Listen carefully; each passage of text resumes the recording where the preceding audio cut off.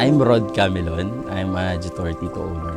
Before, mahilig ako sa adventure, out of town, camping. So, mahilig kami sa nature. So, that's why nagpaplano kami kung magkaroon man kami ng sasakyan na ready para sa lahat.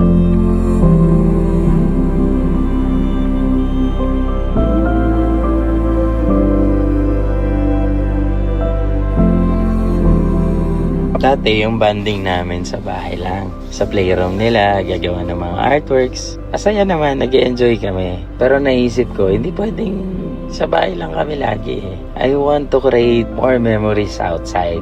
We make time to go out and explore the nature. Iba pa rin kasi yung banding moment. We set up the kids with their car seat at the back. And during the trip, surprise kami na hindi kami nahirapan. At the same time, komportable kami lahat sa biyahe. So, nakarating kami sa destination namin na relax. Noong una ko nakita yung Jitor dito sa video, naging interested ako kasi ang ganda ng design niya. Boxy type, tapos 4x4 and modern.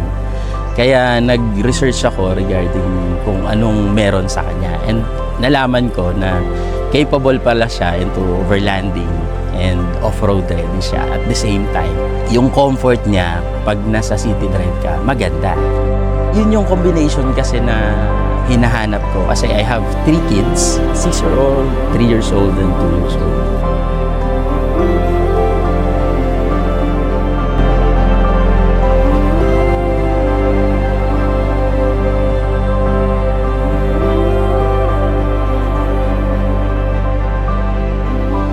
Grabe, sobrang saya nila every time na mag-go outside kami.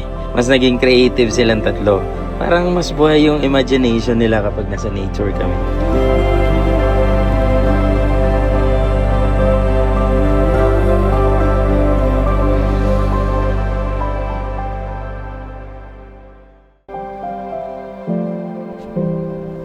Doon ko na-realize, family moments aren't meant to stay inside.